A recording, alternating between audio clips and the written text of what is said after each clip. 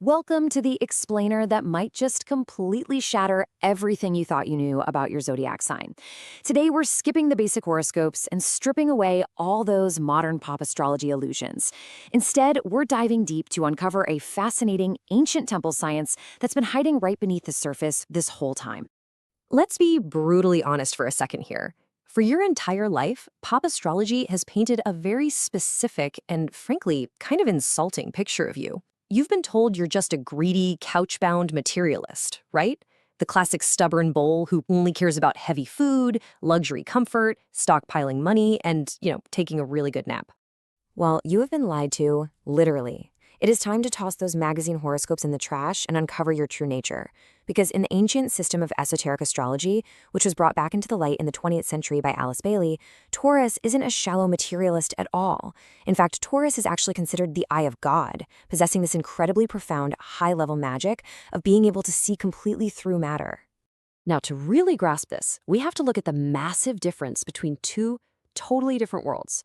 Exoteric astrology, the popular apps and the magazines. That just answers the question, who am I? It merely describes the car you drive. It's your personality, the paint job, the interior. But esoteric astrology, it asks, why am I? It explains exactly where that car is meant to drive. It's not about personality. It is quite literally a science of the soul. At the absolute core of this system is the concept of the monad, which is your soul in its purest form. Basically, your soul chooses a zodiac sign as a sort of colored glass prism to gain very specific evolutionary experiences. If you're a Taurus by sun sign, that is your foundation. Think of it like a backpack full of tools your soul has already mastered in past lives. Your ascendant, on the other hand, is your mission. But here's the catch. You absolutely cannot reach your mission until your solar foundation is fully built. So let's talk about your element, Earth. Everyone always tells you it just means being practical or being grounded, like a sturdy garden bed. Forget all that. In esoteric science, Earth is the actual physical matter into which spirit enters to become real. As an Earth sign, you are the very substance that turns the invisible into the visible. You possess this wild superpower of materialization. You take a floating, formless concept and you give it physical density. Without you, the spark of a great idea simply dies in the void. And this amazing power of materialization brings us to one of the absolute biggest misconceptions about your sign. Everyone tells you your ruler is Venus, right? The goddess of comfort and surface beauty.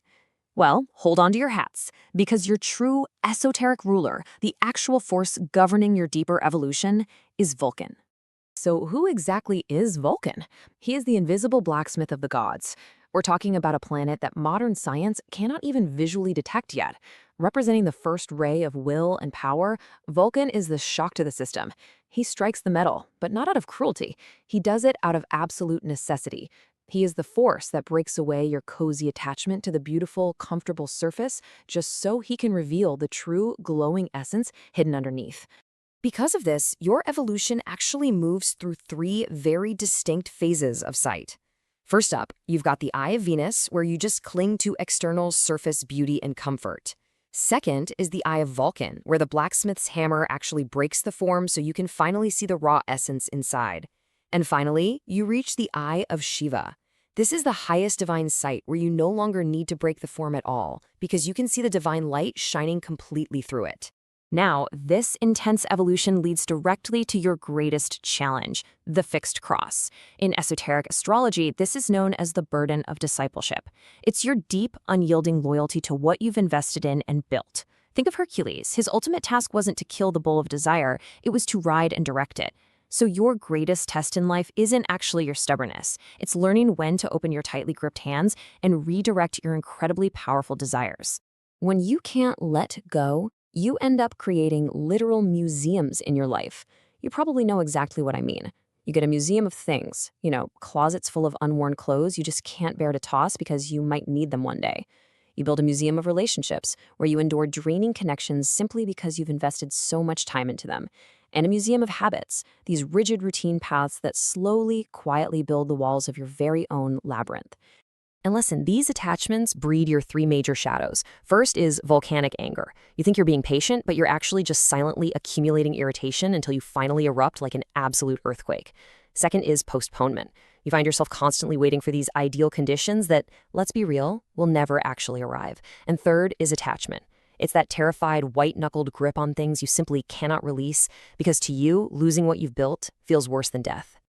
If you stay trapped in the labyrinth of these rigid routine habits, you seriously risk becoming the Minotaur. You become this creature that just consumes time and energy purely for the sake of comfort and safety. You'll just wander the exact same corridors forever until Vulcan finally steps in and provides the thread of inner vision to lead you out of the darkness. Finding the exit from this labyrinth requires activating your polar opposite on the zodiac wheel, Scorpio. See, Taurus is hardwired to have and to build, while Scorpio is wired to release and to destroy in order to transform. It's a vital balance, because without Scorpio's fire to release and renew, your famous Taurian stability isn't a protective fortress anymore, it just becomes a stagnant, dead swamp. And this imbalance, it literally hits you right in the wallet through 3 distinct financial traps. First, your fear of loss prevents you from investing, so your money just sits there as dead weight. Second, you end up overspending on earned comfort because you feel you've worked hard and you just deserve it. And third, the inability to delegate. You end up wasting your immense creative energy micromanaging every single receipt instead of letting your true value grow. So how do we fix this? You have to evolve upwards through 3 distinct floors. You start at the very bottom as the lower collector, hoarding out of fear and treating your life like a dusty warehouse. Then you move up to the middle builder, where you create real value, but you're still way too attached to the results. Finally, you have to push through to reach the top, the enlightened state. The enlightened Taurus is a master who sees completely through the illusion of form. When you hit this level, you recognize that money is just energy meant to be circulated. You realize the body is a temple, not just a vehicle for pleasure. And you understand that things are merely instruments. They're meant to be created, beautifully utilized, and then peacefully released when their time is done. When you finally reach this enlightened level, you unlock your 3 true magics. You become the ultimate alchemist of materialization, the literal landing strip for spirit. You possess the magic of the third eye, effortlessly seeing the essence beneath the surface of everything.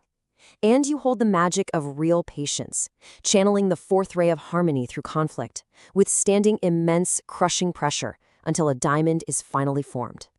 Okay, so what is the key to actually unlocking this enlightened state? Well, it's a specific acoustic code brought back by Alice Bailey.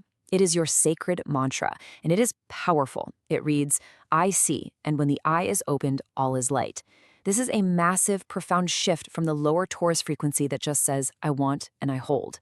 Now, I know what you might be thinking. A mantra? But listen, this is not some flimsy affirmation you just whisper into a mirror. It relies on the literal physics of sound. Speaking it aloud, while standing up straight for 5 seconds, right down your spine, uses mechanical sound waves to physically recalibrate your bodily frequency. Doing this in the empty morning mind sets your daily transmission before the noise of the world even has a chance to intrude. Using this code actually shifts your fundamental nature. It transforms you from the blind beast, pawing the ground, chained to matter, seeing only what's exactly right in front of its nose, into the sacred Apis of ancient Egypt. The sacred Apis is the divine bull that does not stand still. It carries the blazing solar disk of illumination right between its horns, physically carrying light through matter itself. All right, let's get super practical here. Here is your 3-step activation protocol to unlock your highest esoteric potential starting today. Step 1, launch your day with that morning mantra, standing up straight for 5 solid seconds. Step 2, apply an evening filter. Every single night, identify just one thing that it is time to release, which actively engages your inner Scorpio. And step 3, conduct a weekly check-in. Ask yourself, honestly, where did you choose safe, boring comfort over necessary growth this week? And as you go through your days, never forget the Maker's meditation. Every single time you work consciously with physical matter, whether you are kneading dough in the kitchen, carving wood, cutting fabric, or even balancing numbers on a spreadsheet, you are meditating.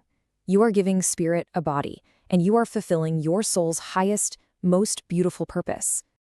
So, we leave you with this big question to ponder. Are you ready to shatter your labyrinth, open your third eye, and finally see the light hidden inside every single atom? Ask yourself right now, which of your 3 eyes is currently open, and what are you, finally, ready to release to the universe? Keep exploring, keep building, and we'll see you in the next explainer.